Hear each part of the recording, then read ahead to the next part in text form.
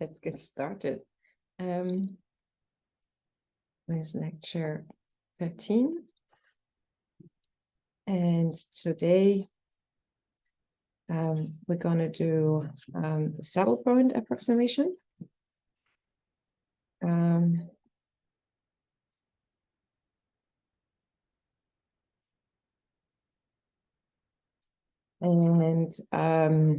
I'll talk about symmetry breaking.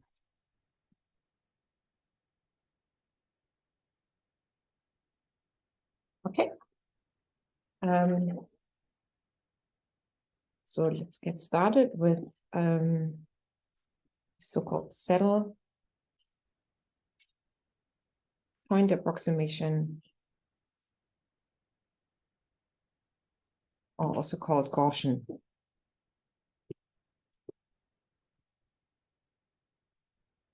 approximation. And the idea here is that I want to sum over the states of, like I want to evaluate my partition sum, and I need to sum over all the states in my state space, which is tedious or feasible. And so what I say is, look, I know that those states are contributing most, that are extremizing my my partition, like at the external points, they're contributing most. And so I will thus look at the optimum of the state. So the idea being as the integrand of the partition function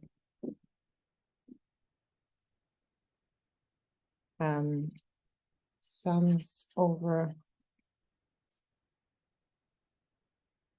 the volume of the system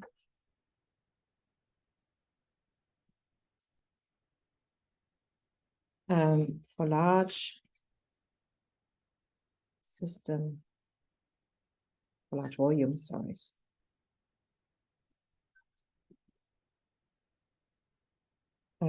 The integral is governed by the saddle point, which maximizes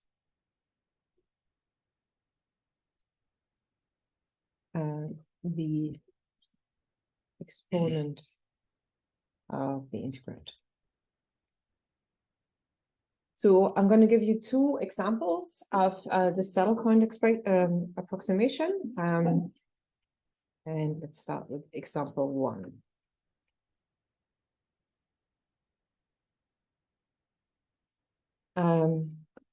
So let's recall from from Tuesday, the partition function of the Ising model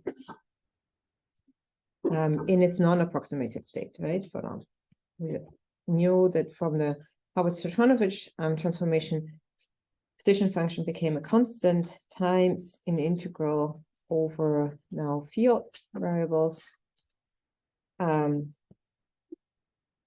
designating the field at all lattice sides n, and the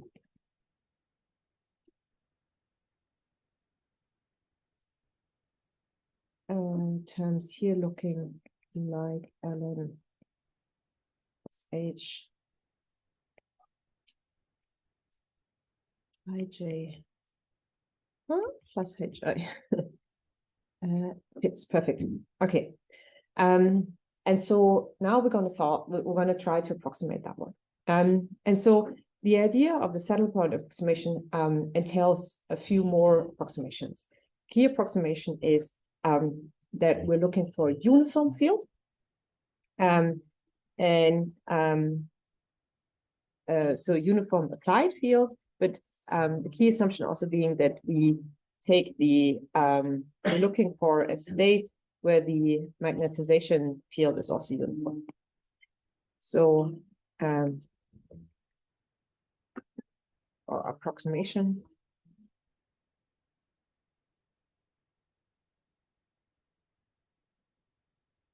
We're looking for a uniform applied field, HI is equal to H, and thus assume that also the saddle point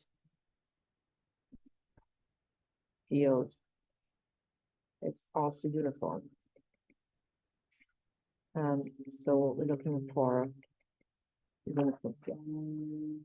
And that obviously simplifies our exponent here tremendously, because what we find is that now beta H of phi, call this phi 0, is then a half, and these are uniform, so I can just sum over them to get, I can just pull them out to be left with AJ, JIJ.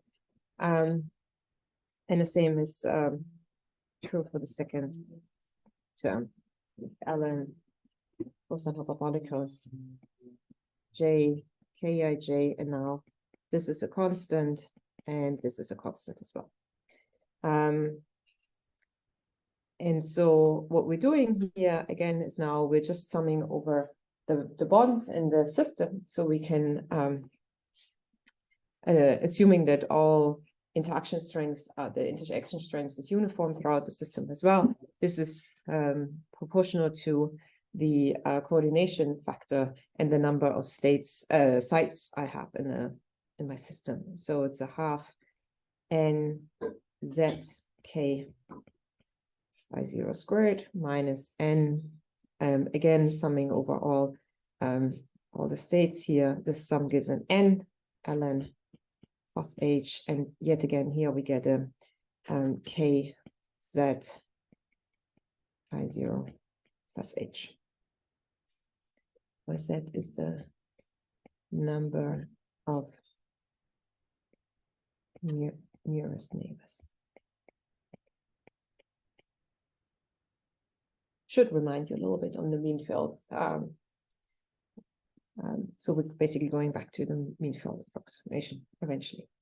Okay, so this is right now just putting in the assumptions to rewrite my exponent in a nicer way. Okay, now we're going to perform the subtle point approximation, which means that we want to find the extremal points of this function. So we're going to look at the beta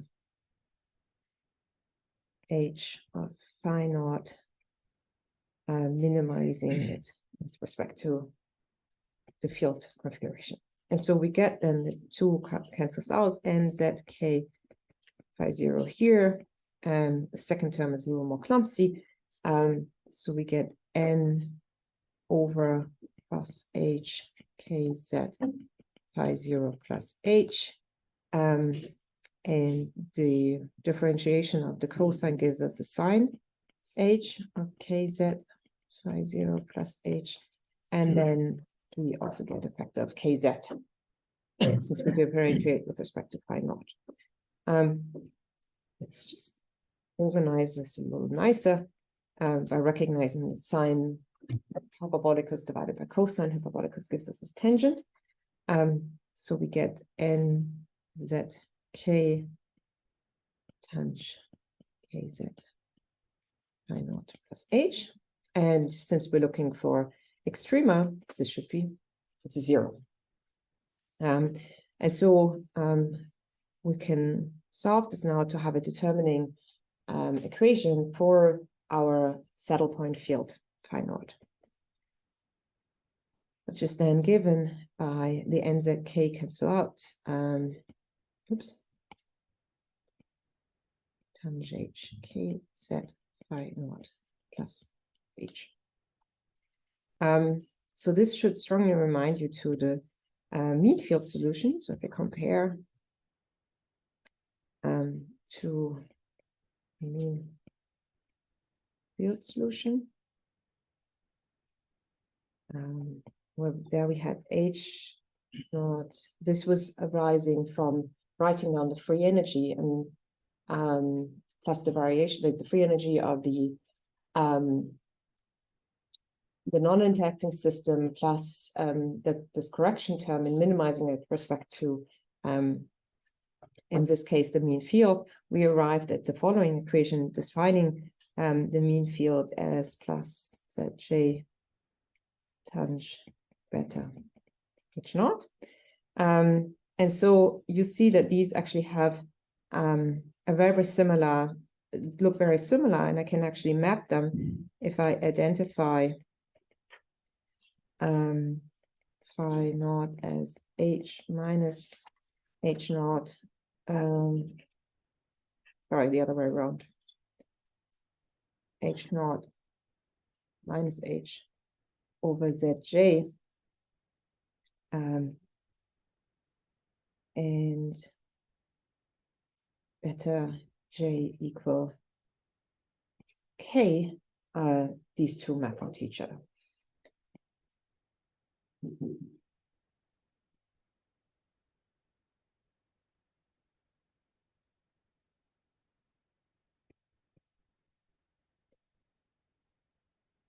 And so this is a nice way to see that really within the field theoretic approach, the saddle point approximation recovers our mean field theory.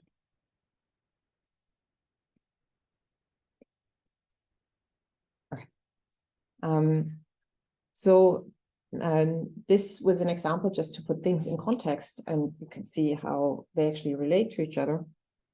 But it's now really unfold the power of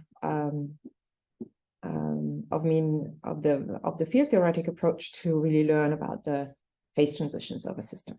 And so to that end, we turn to the second example, which is now looking at the Landau-Ginzburg Hamiltonian. And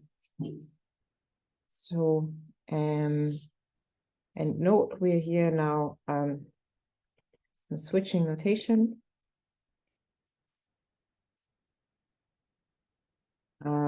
From the field being described by phi to small m, initialization field. And then we had derived in our phenomenological approach that a magnetic system can be described by an effective Hamiltonian of ddx a m squared x plus b over u m to the 4 c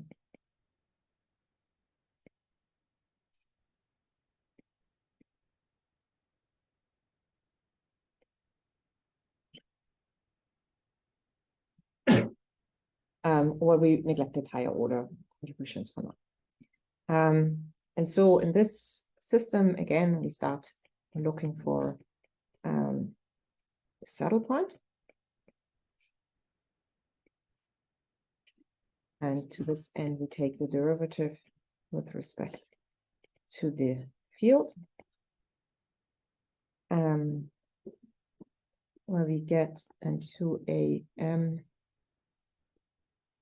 x plus b 2 m to the 3 minus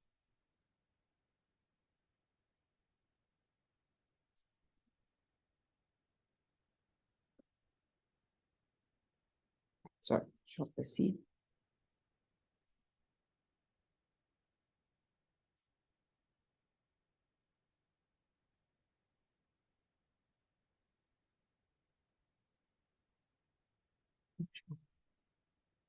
together.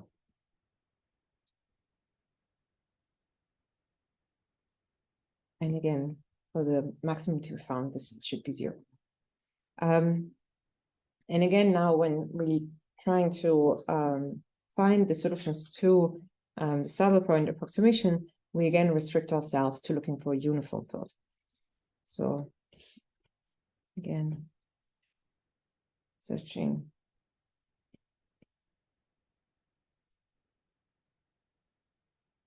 And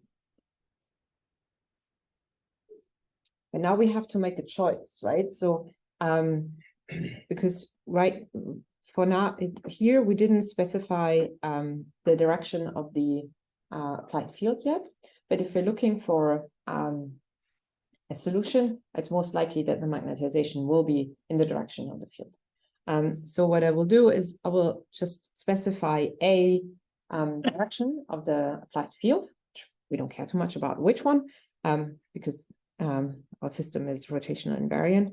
As long as we see it in respect to the applied field, and then I expect that our magnetization at the saddle point that is uniform is also in the direction of this applied field.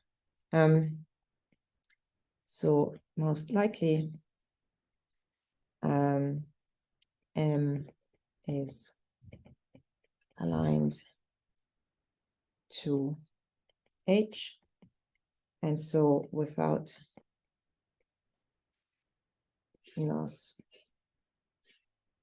of generality, I take H of X as just H in the direction of the x-axis, and then my equation here becomes 2am plus b. There's a uniform field, so the gradient vanishes. Sorry, there's a typo. Interesting. What is it?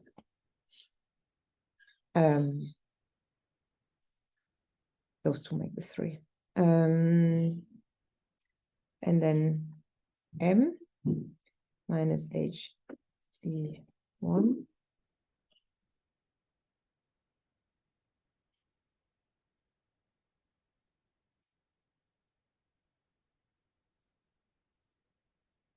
and this equation determines m.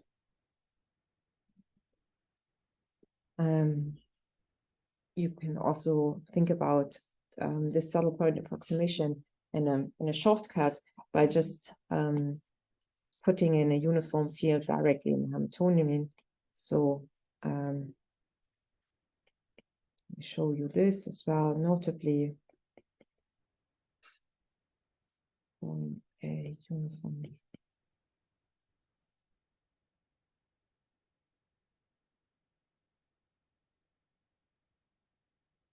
Then we would have, this is now the density, which a m squared plus b over 2m to the 4, and then here h, which is exactly what we remember also from the mean field theory. Yeah. In the lines above, should it be am or rather just a? Because we have am squared and then we take a derivative. And oh, one m. This one, right? Yes, there should be no m here. I'm sorry. I corrected it here, but I didn't. Yeah, sorry, I corrected here, but yeah, I was just on the fly putting that brackets. Thank you. So the cool thing is now that these equations are really sufficient to describe phase transitions.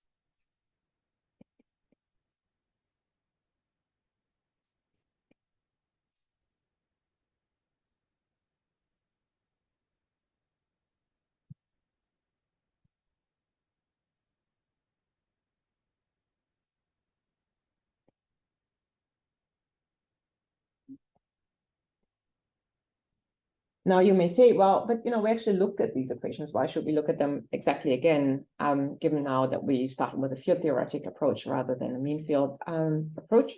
Well, the reason is that I'm here showing you the principle of how we can derive properties based on a Landau-Ginzburg Hamiltonian. and choosing the simplest one, because I don't want to, I want to talk about the principles of how you do it rather than like going into lengthy math. But the advantage that this field theoretic approach has over a mean field theoretic approach is that I'm very much aware of this being an expansion that takes into account the symmetry of the system. And so I can easily expand this Hamiltonian to take into account, first of all, higher order interactions, like higher order terms in the grade and the divergences and the fields itself, but also terms that reflect other symmetries of the systems or break other symmetries of the systems. Like this term is breaking a symmetry.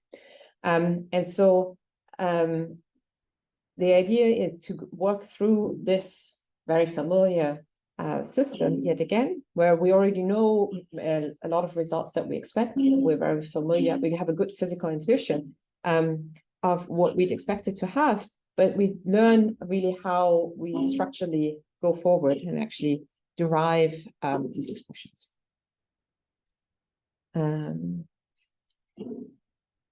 So before we dig in, remember that we already knew something more about the system that doesn't show necessarily from the Hamiltonian itself, namely that stability requires B to be positive.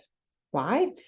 If I want the effective Hamiltonian contributes to the Boltzmann factor with e to the minus beta effective Hamiltonian. So at large magnetization, I want the Boltzmann factor to go to 0. So that means that this being the largest term into the 4 for the magnetization. So I want this one to be positive, so that with the factor of minus beta it decays. So remember the stability condition requires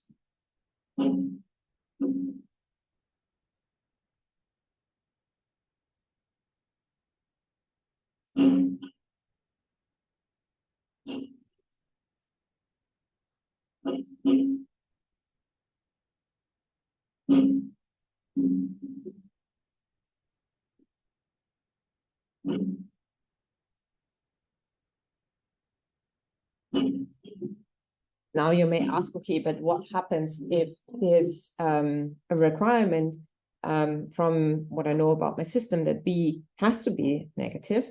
Well, if this is the case, then I know that I have to consider higher order terms that are then taking over at large M, like for example, the M to the 6th term, which will then be dominating in system. And I need to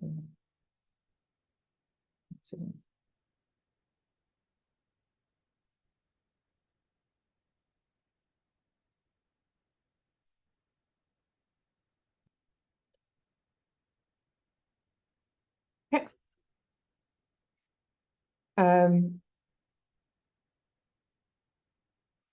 And so now I can really understand what's going on in the system by just plotting the effective Hamiltonian for different A, B, and H.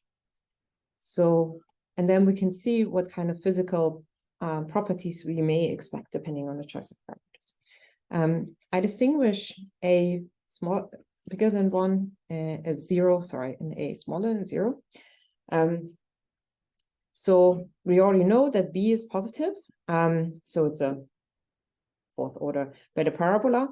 And so if A is also positive, then this is for H equals 0, it's a parabola that's opening to positive values. And H is shifting the parabola to the left or to the right, depending on the sign of H. So what I have is as a function of magnetization, my HF energy density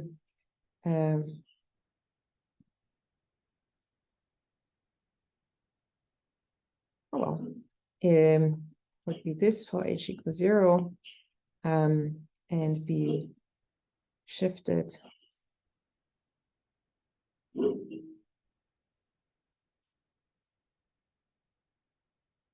to larger.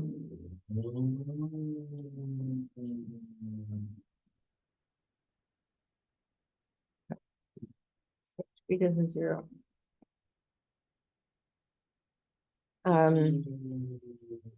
And then the most probable magnetization is at the minimum of this Hamiltonian. That's the idea of the saddle point approximation, right? Where this is our effective Hamiltonian, and we're looking for the most probable state, which is the one that extremizes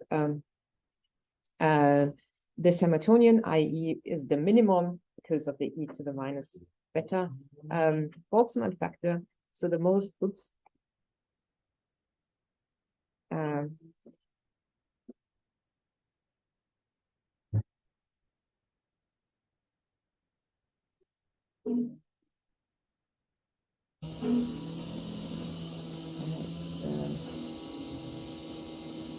global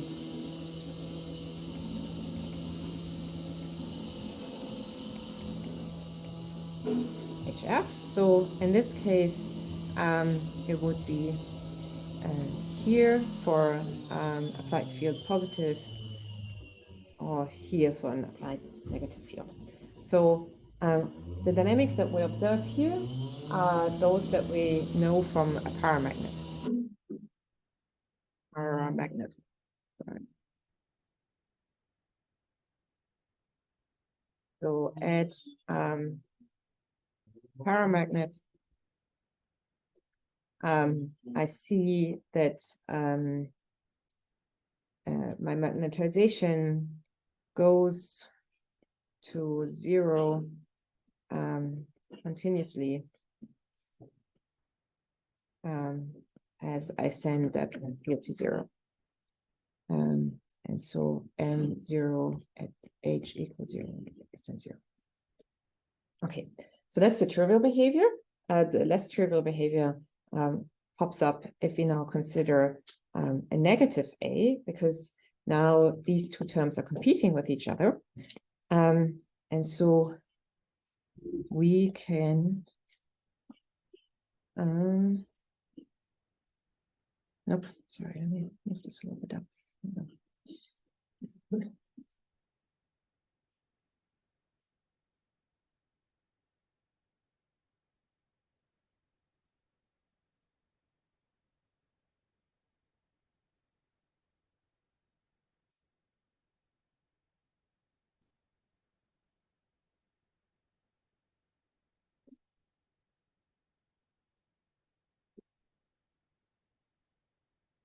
No, okay, that goes to 0.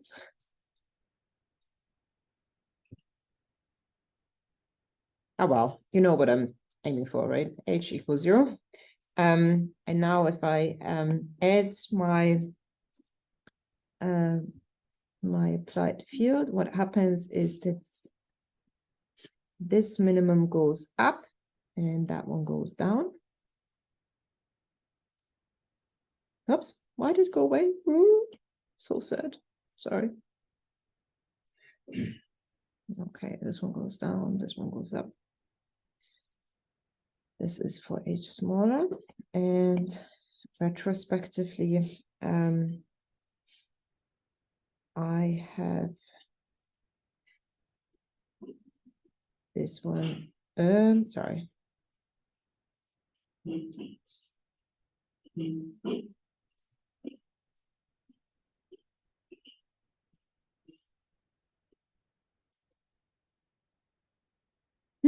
Okay, and so we said we're seeking for the global minimum, which is here for h bigger than 0, and here, no, sorry, here for small h, right? And there are other minima, like this one that I'm marking with an open circle, and that one that are only metastable. because they are minima, but they're not the global minima. And so I can have a finite the magnetization at h equals 0. Now, if I reduce my applied field, the magnetization that I have left really depends on the history of the system. If I had if it's positive or negative, it will still show. And I have a finite magnetization. So that's the behavior that we know from a ferromagnet. So, and for the ferromagnet,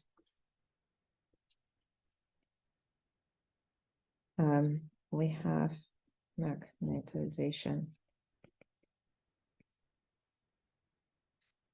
at h is 0 by the system history, and so we can determine these magnetizations from this equation here. If we now take the magnetization in the same direction as the applied field, we find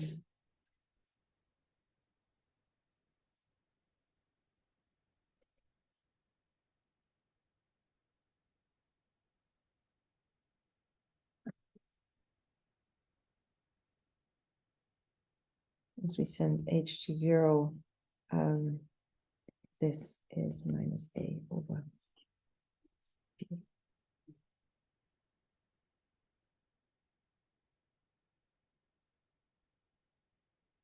Okay. So this shows you how we can very quickly, with the saddle point, like by just writing down the Landau-Ginzburg Hamiltonian from the symmetries of our systems, determine, look at the saddle point, which is looking, basically writing down the effective Hamiltonian and looking for its, basically, how did you call it, Funktionenanalyse, like dig out your high school, like looking at functions, and you're looking for the maxima and minima. And now you know why they tortured you for 2 years to be very good at finding minima and maxima and analyzing curves, because they tell you about the states of the systems. Now I want to switch topics and look into how we can break the symmetry of these of our states. And we consider 2 different ways of how I can break the symmetry. One is continuous symmetry breaking and one is discrete symmetry breaking. So far we had looked at discrete symmetry breaking only. So let's start with the continuous then.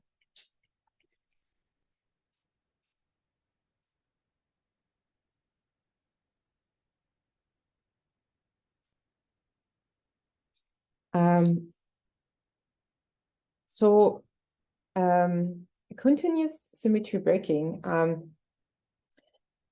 means that so the symmetry is broken if your magnetization state, like your ordered state, is broken due to, for example, discrete symmetry breaking would be a spin flip, right? You break the symmetry by flipping a spin. This is what we looked at so far for a one-dimensional Ising model, because in the one-dimensional Ising model, we only have 2 states of the spins, and so like that's the only abrupt thing they can do, is like they can change the direction.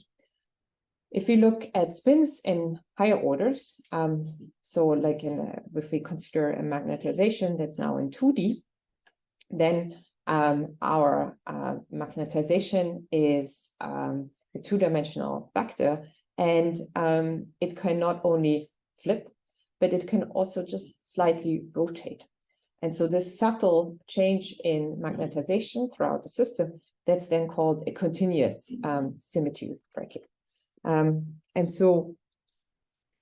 But this is only possible if we're looking at a d-dimensional system. And now here d not referring to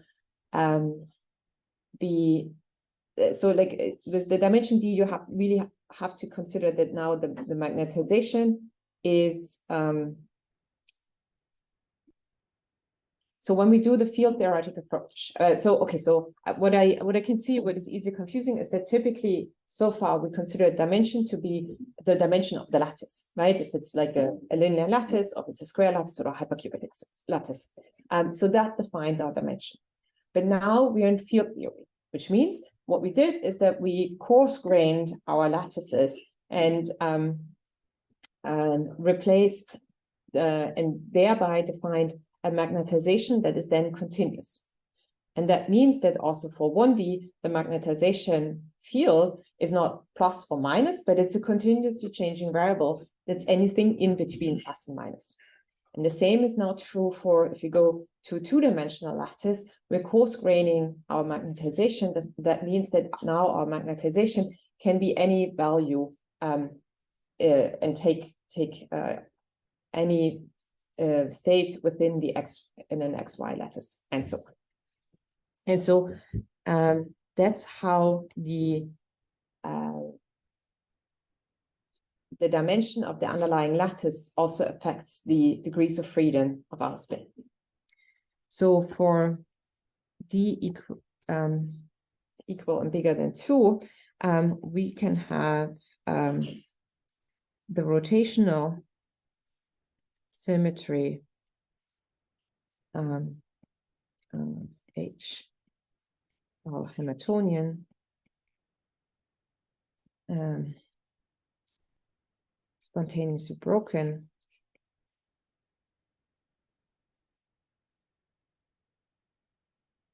and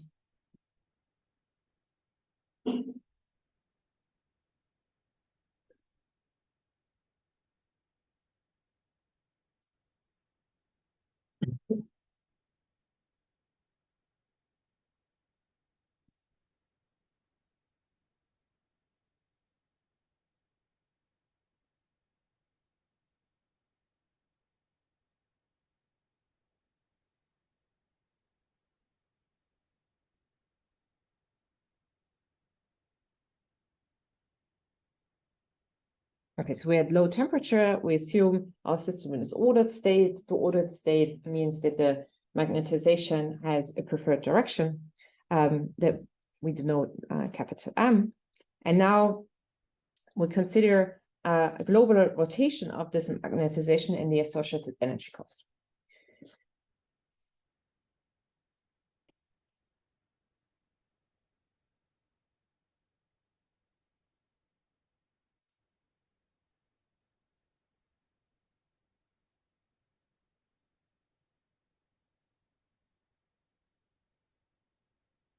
Turns out that this is at no cost because we can so a global rotation, sorry, we have to consider a global or local rotation. So a global rotation, that would be just rotating the entire preferred spin matrix. Let me make this actually capital M. To another rotation, and that's since the Hamiltonian is invariant over global rotations. That's exactly the same energy. This is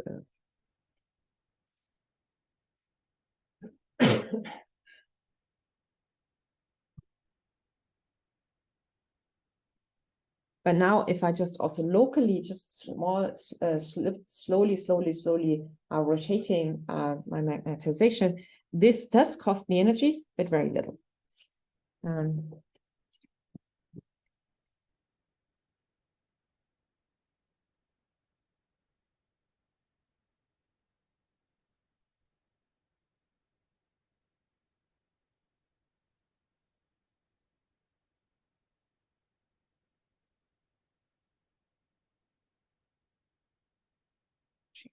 And so now the idea is that we're looking at our local magnetization field, and we're having now a local space-dependent rotation of this.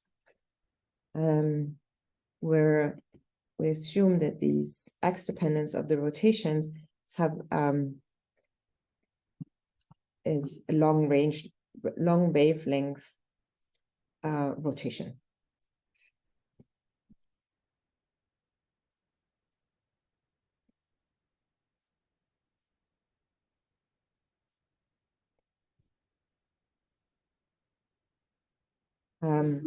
And these small wavelengths rotations of the entire spin field, they have a name.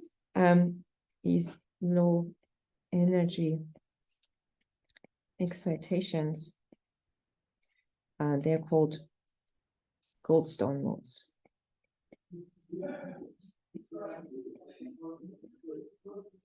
And they appear in any system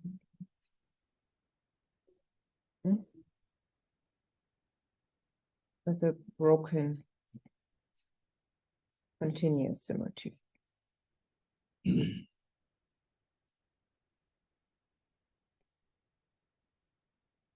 And so typically the energy cost associated with such a Goldstone mode is proportional to the wave number, right? So the longer the wavelengths, the smaller the change between individual, the spatial variation of the magnetization, the smaller the cost.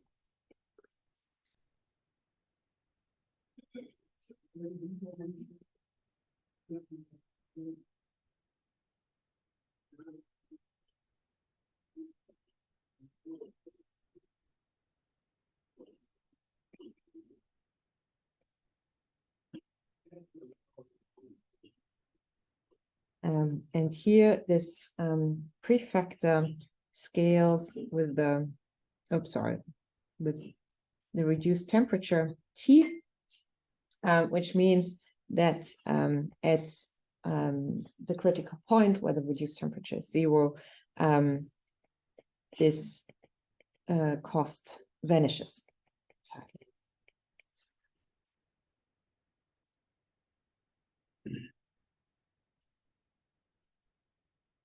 So this is the third phase.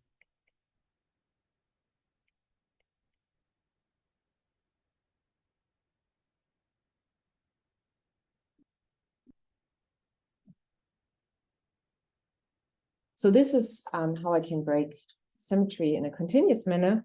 Let's turn to the one that we've seen before, but now we'll look at it in the framework of a continuous magnetization, namely discrete symmetry breaking.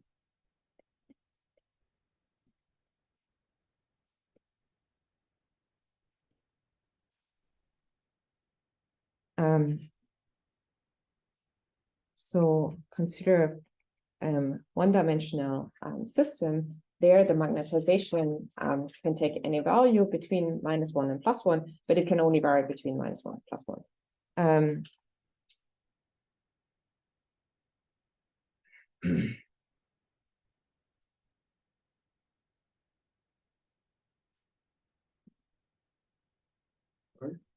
Yeah. What does it mean, long wavelength rotation? So you're let me draw a picture. So what we think of now is that we basically have spins doing this.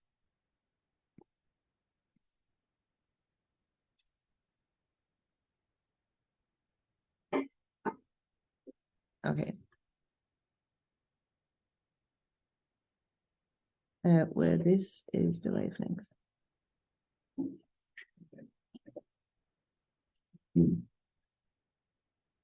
Okay.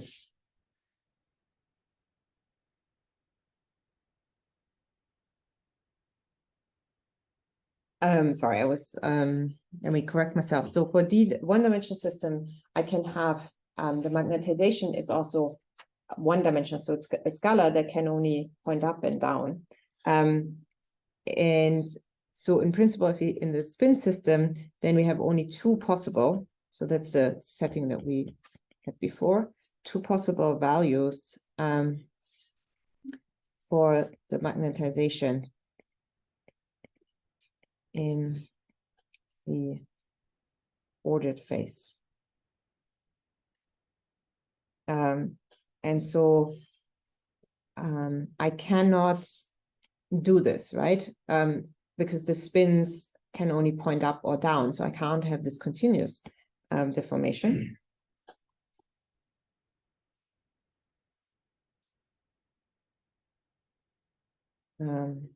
Deform one.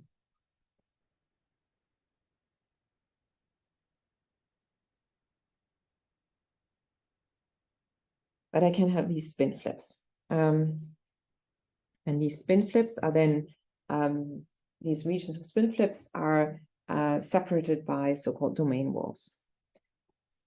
So I can have different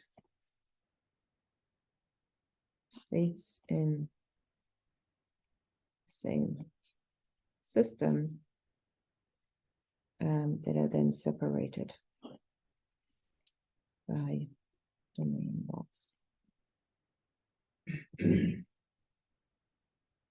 And now what is the cost associated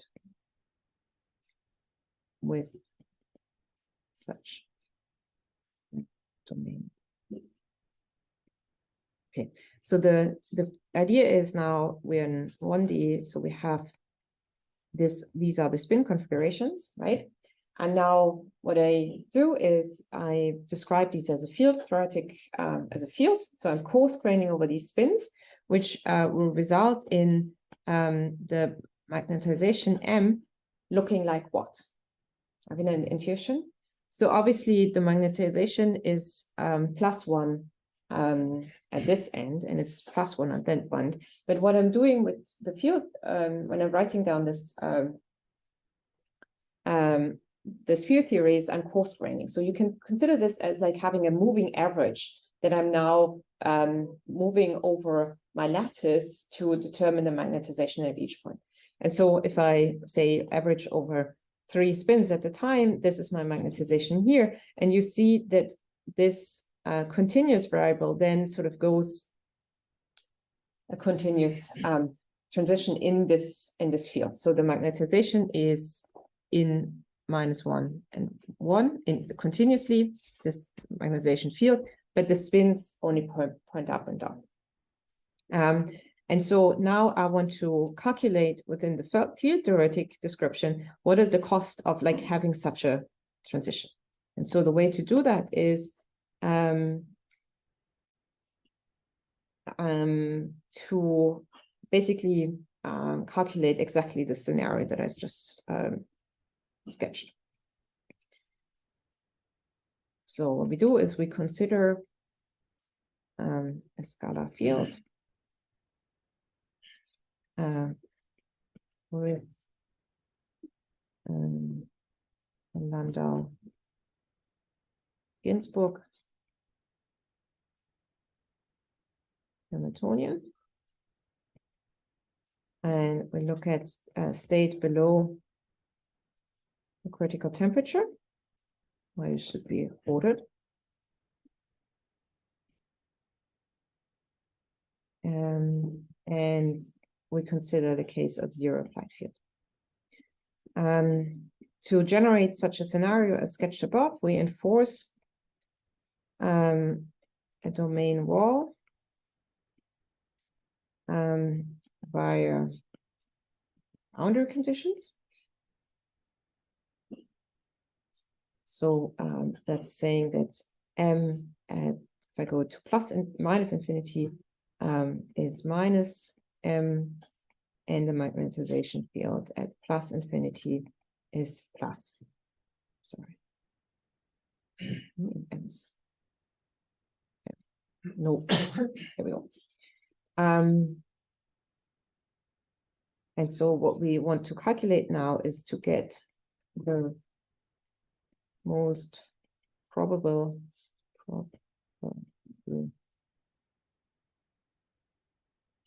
field configuration in between phi again, minimizing the energy. So this is our Hamiltonian. We have dm dx. Now the magnetization does change in space. T over m squared of x plus u m to the 4 of x. And so how do we find the extremum of an Hamiltonian? Now we jump back to our mechanics classes. Remember Euler's equation for a variational problem.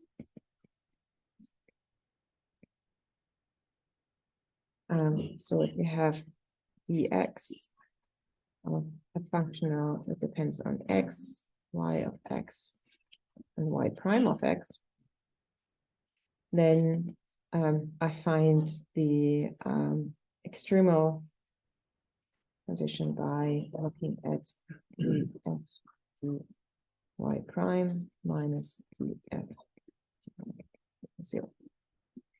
And so in our case, this gives us, so here we have now, this is our y prime, this is our y's, right? So that means that we have the f dy prime gives us 2y prime, and the 2 cancels, so we have here, a k, and the ddx of, so it's then d squared m dx squared, plus, minus, or let me just put it on the other side of the equation, minus, and then the f dy, so we have a tm here and a 4um to the power of 3 here. Tm plus 4um3.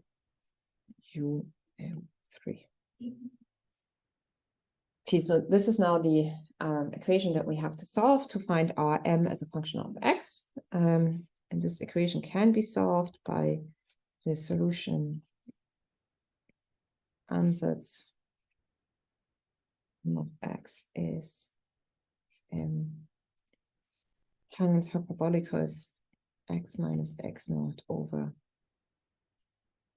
w. Okay, so let's try this ansatz and put it in. For that, just to give you a little background on differentiation of tangent hyperbolicus. So we have to take the second order derivative of the tangent hyperbolicus with respect to x.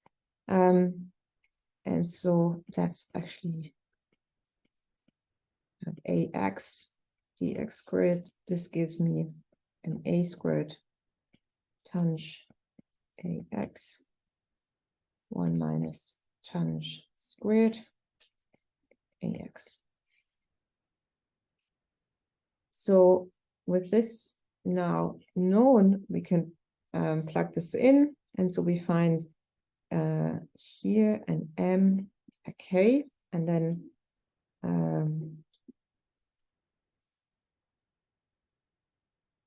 d squared tang of x minus x naught over w dx squared, which gives me, so the prefactor is 1 over w, that's my a. So I get mkw squared tang x minus x naught w. Let me actually pull out this as well, already minus, and I'm putting this in, mkw squared tang cube x minus x naught over w, because then this is equal to, if we look at the left hand side, if we plug this in, here we have the t m bar tang coming up, right? So we see that this has to be equal to T m bar.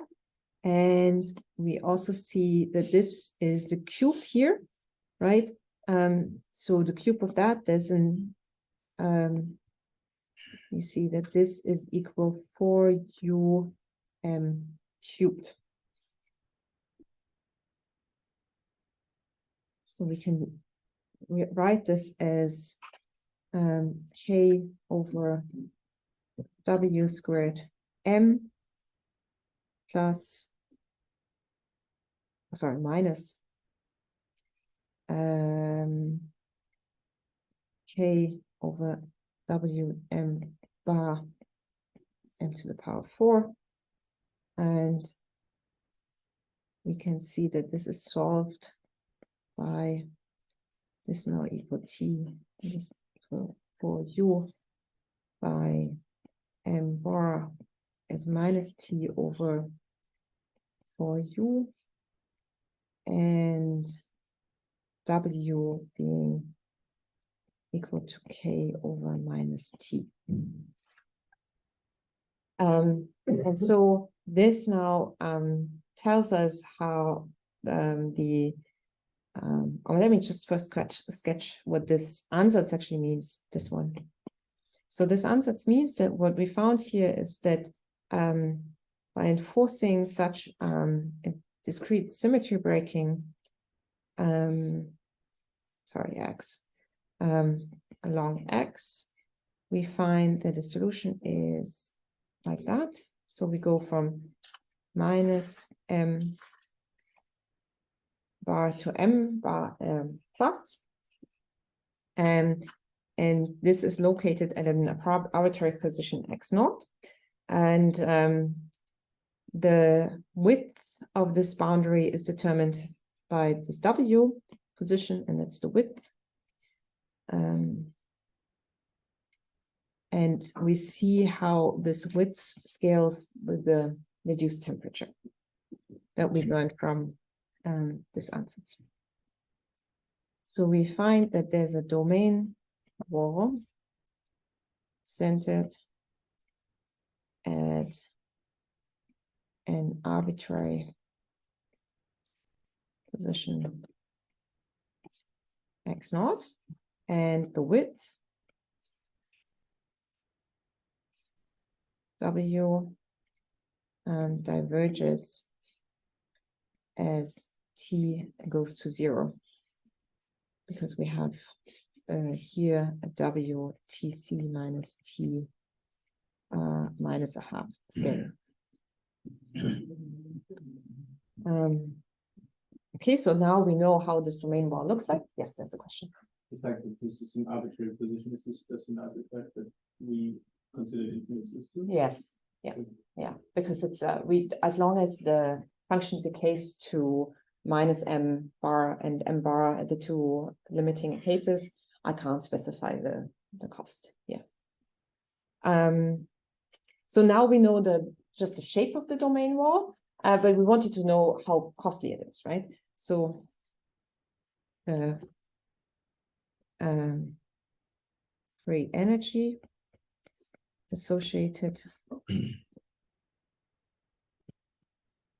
with the domain wall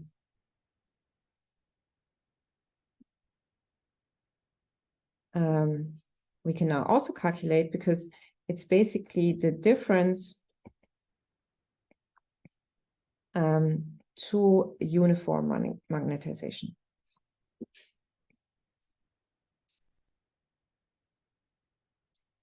So beta F wall is just beta F of this wall magnet. That's an F wall. This is beta F. There we go. This spatially dependent magnetization of the wall minus the free energy if I just had this homogeneous magnetization. And so this we can now compute, because we can plug it back into our energy here. just find that this is given by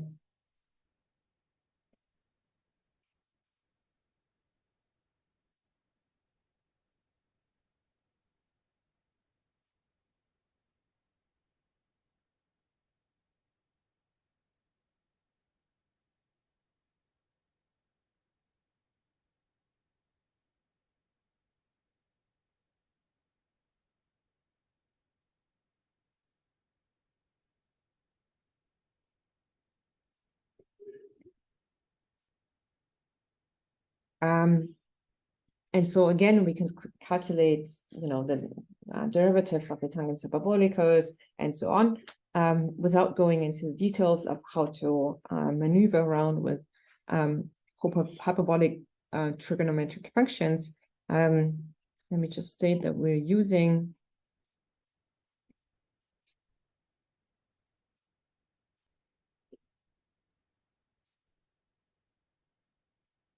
identities to arrive at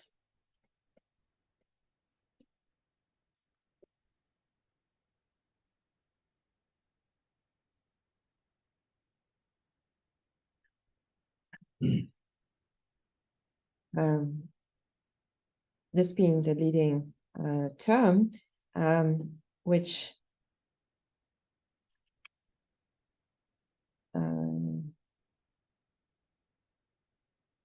we can change the integration constants to rewrite this as T and bar W at the surface of the cross-section area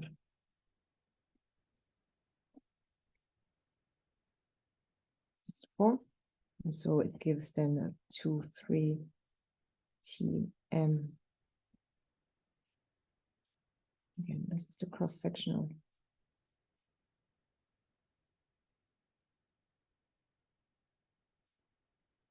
area of the system perpendicular to the x-axis.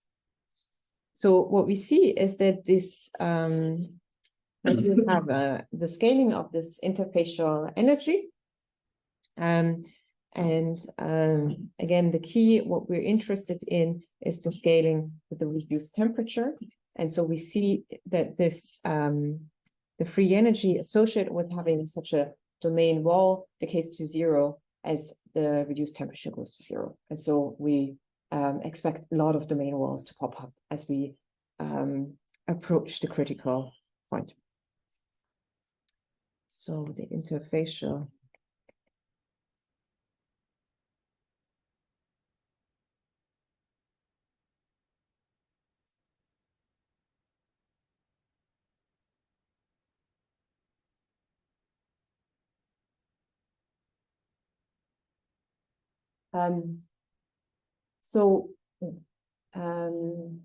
what I showed you in the last half hour or so is how we can use now our field theoretic approach to really quantify the cost of symmetry breaking, looking at both continuous and discrete symmetry breaking, and also understand how symmetries are broken as we approach criticality. We've seen before in the mean field approximation that what is important as we approach criticality was to look at the role of fluctuations. Remember, we wanted to quantify the correlation function. We realized that if we just ad hoc put in mean field, there wouldn't be any the 2-point correlation, which the 2-spin correlation would just be the product of the mean spins, and so there wouldn't be any correlation. And then we learned that it's important to consider the fluctuations and the role of fluctuations as we approach criticality. So we'll dig into, again, here now the role of fluctuations to understand how they facilitate what their role is at as we approach critical behavior.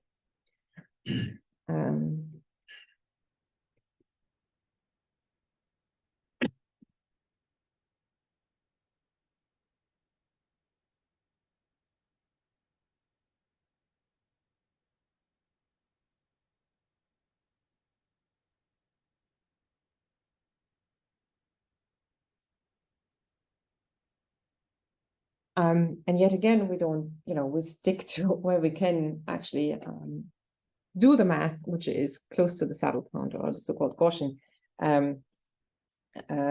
approximation. And remember, when we did the saddle point approximation, we assumed that we're looking at a uniform field. And so with now looking at fluctuations, we're looking at this small perturbations of this uniform field, around this state. So remember,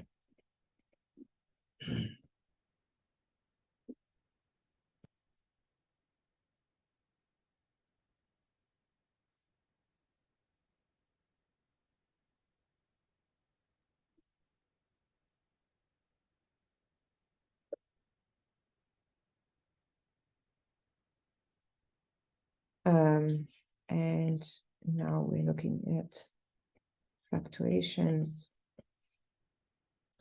around this uniform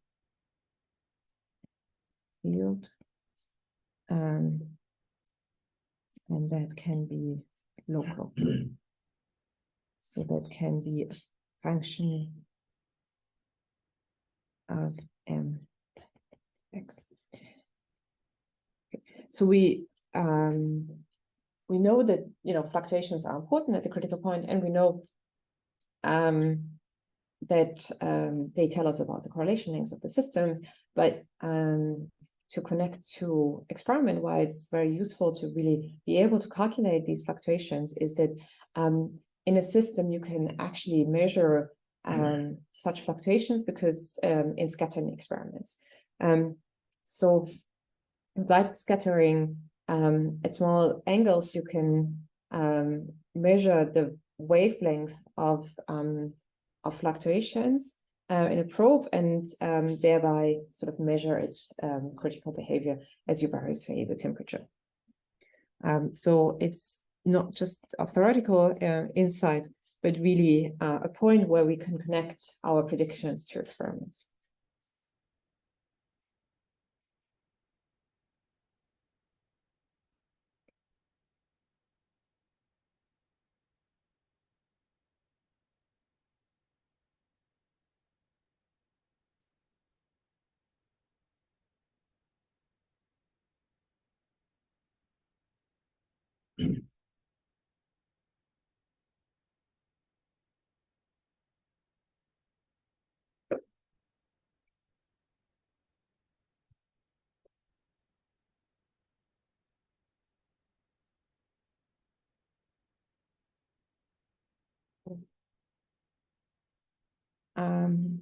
And so we're interested in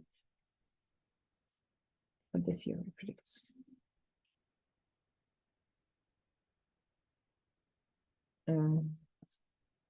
So as a starting point, we start with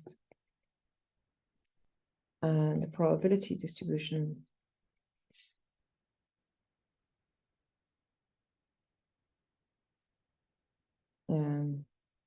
defined by Landau-Ginzburg.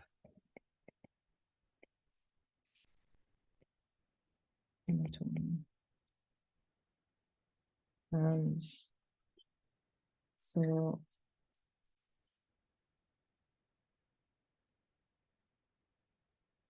which was proportional to the Boltzmann rate of minus dx.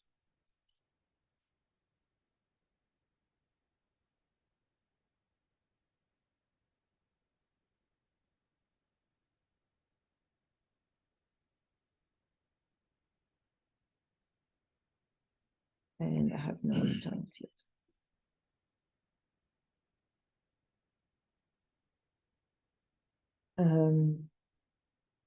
Again, I'm interested in fluctuations around the most probable configuration. So let me just find the nomenclature for the most probable configuration.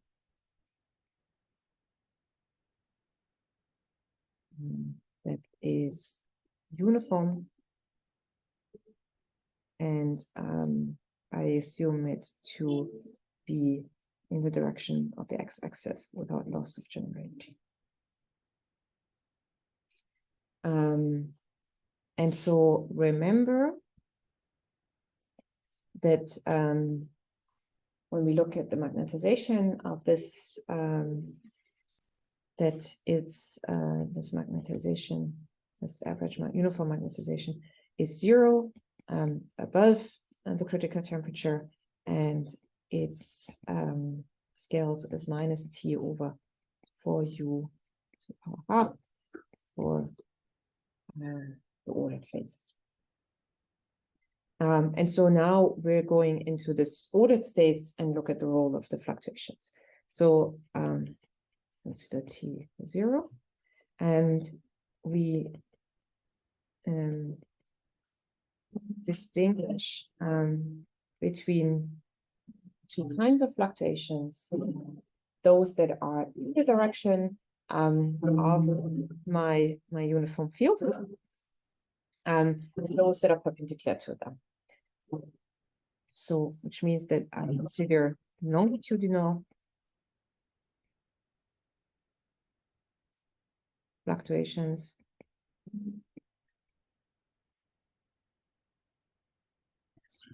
long E1 and transverse. Oops.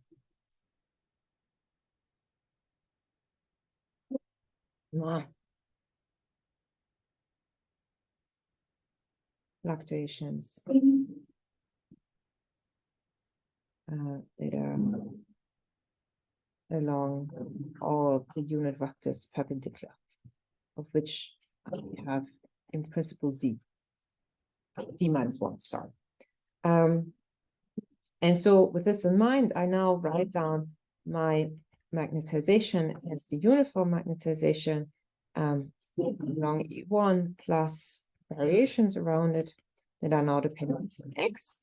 And those consist of variations phi L that are longitudinal and in the direction of E1, and those that are transversal, of which I have a few, so I have to sum over them. Few t alpha, where alpha goes from 2 for E2 to d. So this is matching those in the direction of E alpha. And this being longitudinal and this transversal.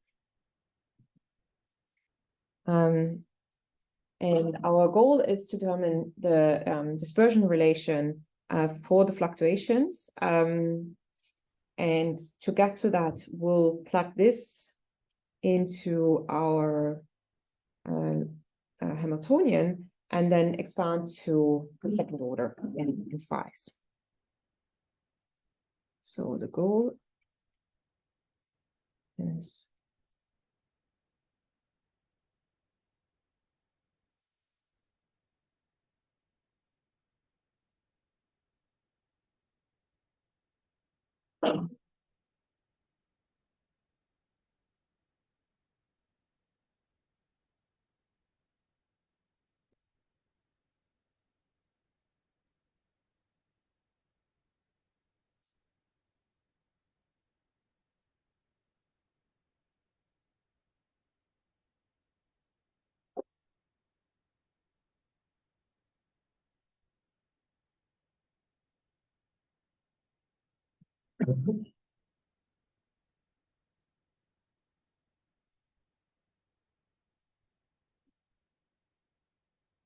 okay. So let's look at the individual terms step by step, this and this. Okay. So the first term is this one, which is basically having this act on the longitudinal and transversal component where here now I introduced a shorthand to spare us all from writing down all these sums, where I have in mind that I'm here considering that this is the sum over all the different orientations.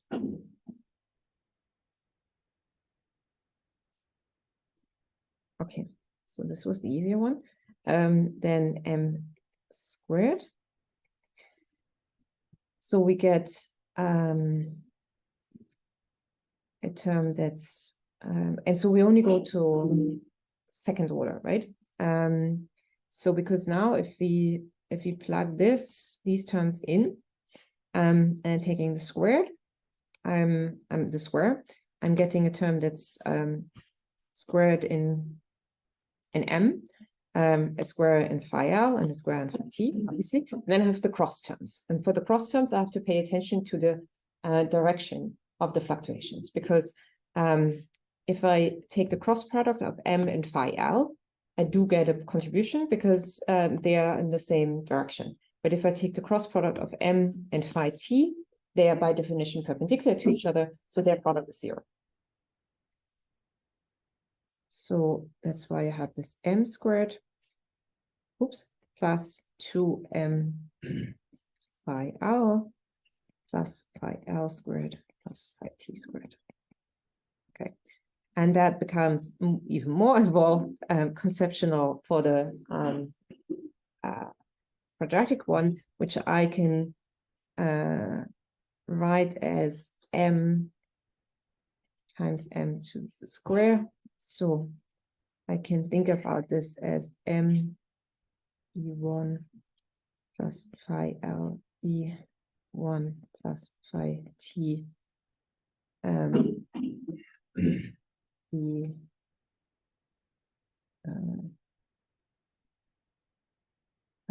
times, sorry, no square. Oh no, squared, sorry.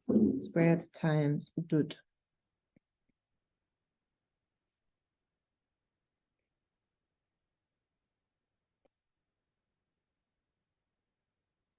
Okay. And so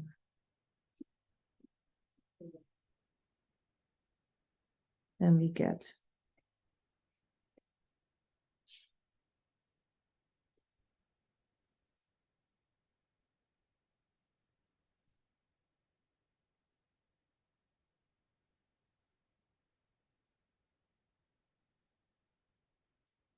where we neglect orders that are higher in order in phi l and phi t. So these unusual, like it's not a pure quadratic polynomial, right? Because of the different orientations of these vectors, and that's why these prefactors are not symmetric.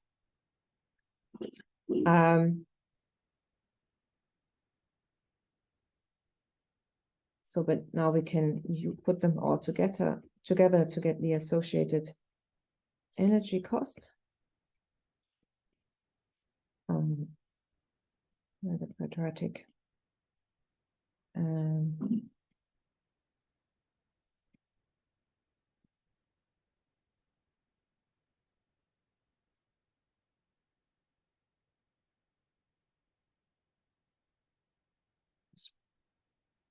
Probability. And so we have terms that are independent of x, and I'll factor those out. And these are this m to the 4 and this m term. So we get just the volume of the system,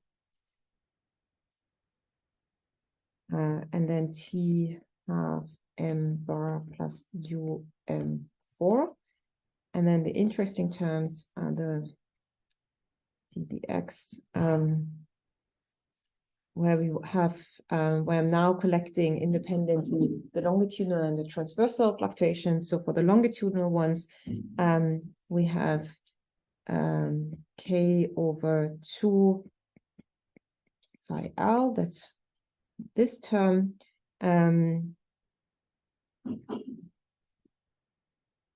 And then we get these and these terms together.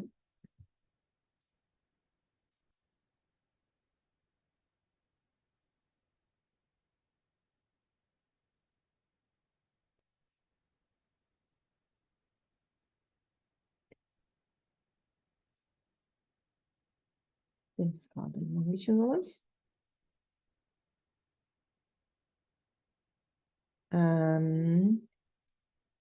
And then we have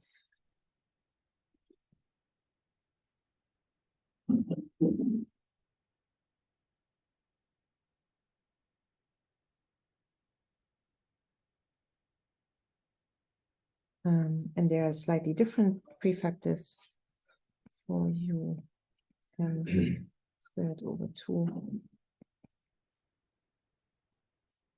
And we are neglecting higher order terms. So these are the transformers.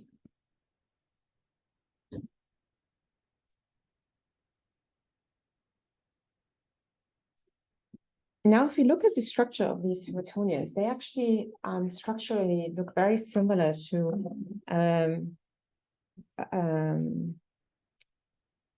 like Hamiltonians that we're very familiar from mechanics. Because what we have here actually looks like that's a kinetic term, and that's a quadratic restoring force, right? It really reminds us of a Hookean, look very similar to a Hookean law. And it's actually instructional to sort of consider, that this is, that we can define a stiffness that's measuring how, against what stiffness of the systems these fluctuations are acting against. Like really think of it as like, in springs that the thermal energy has to act against. So the potential looks similar to Hookean, to Hookean law. And so we define a stiffness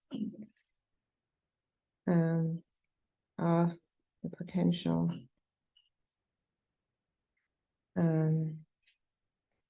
for the fluctuations.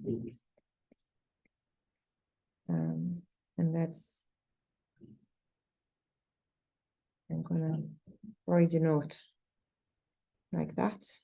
I'm gonna give, so this is our stiffness for the longitudinal waves, and I can think of it as a second order derivative of a potential. And if we remind ourselves of the average magnetization below and above criticality, which I had reminded up here, oops, we consider these, then we know that the stiffness scales with T for above the reduced temperature, and with minus T for T. So remember here it's minus T, minus T over 4U. So if I plug, if I plug this in here, I find this scaling. This is the longitudinal case. And no way. And for the transversal, we have T plus 4U average magnetization squared, which again, we can think of it as, and we find T for T bigger than 0, and the terms actually cancel for T smaller than 0. So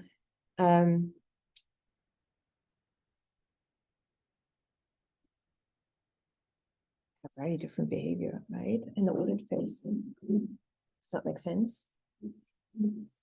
Well, what we see here is actually, we should remind ourselves what this means. So this was longitudinal and this was transversal, right? So longitudinal means I have my magnetization, my uniform magnetization, and I'm looking at fluctuations along this direction. And there's a cost associated with them that depends on how far I'm away from criticality. But if I look at my transversal fluctuations, these are the ones that are perpendicular to my average magnetization, then these don't cost me anything, right? We actually talked about this before. So these transversal fluctuations, these are actually the ones that are, sorry, this is the orientation of magnetization. These are like, for example, variations in perpendicular to the average magnetization. These are Goldstone modes that we've seen before. So this shows us there's no restoring force for transverse fluctuations due to Goldstone modes. Sorry, quick corrections. I mean, they do cost me, the Goldstone mode cost me a little bit, but they only cost me this spatial dependence of the fluctuations, right? So I do pay a little bit, but this term vanishes. And I went ahead and defined these stiffnesses as K over xi-L and K over xi-T squared. I did this because, well, you can define this as a stiffness and, it makes sense dimensional wise. But it turns out that we'll see that these length scales associated are really the correlation length of longitudinal and transversal fluctuations. So xi-L and xi-T squared are length scales resulting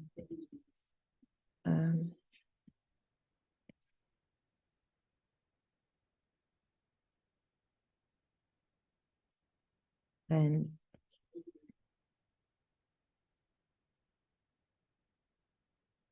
will correspond to correlations.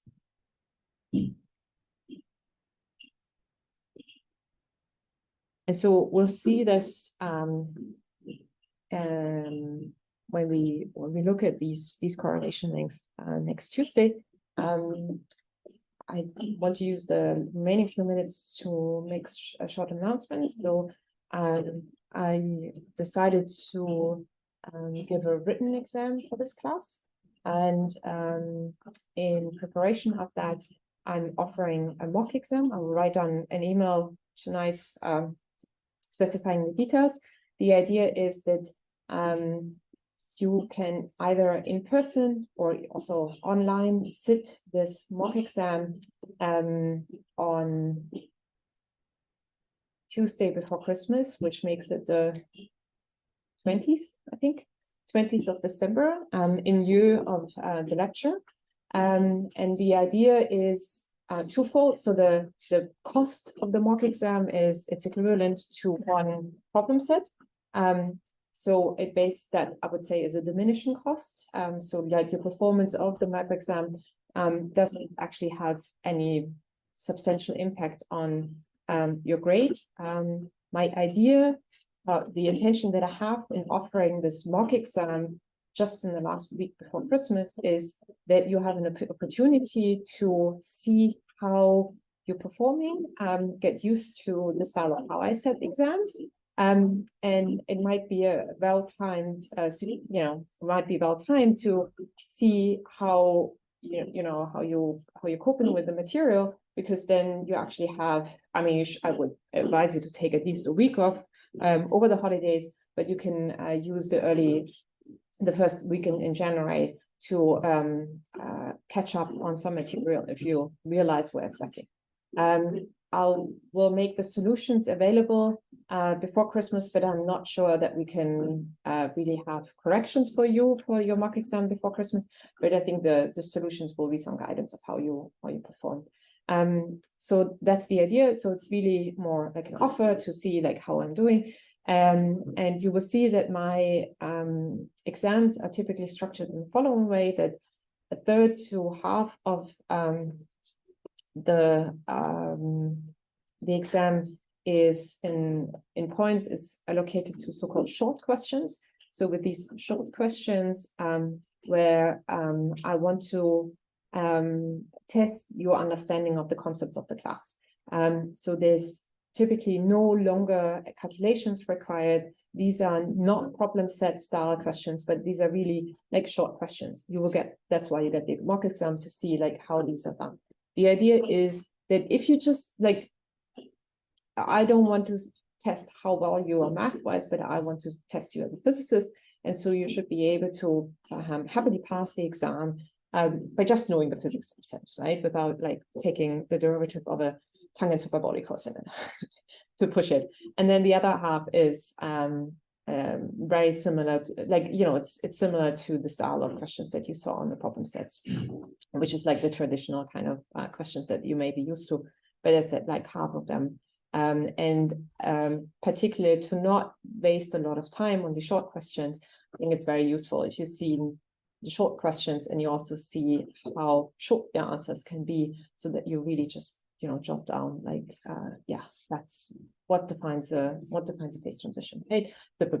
And so that's the idea. But I'll send out an email tonight to announce these details and set this. Okay, that's it for today from me, and I thank you for your attention. Oops, no, Paul.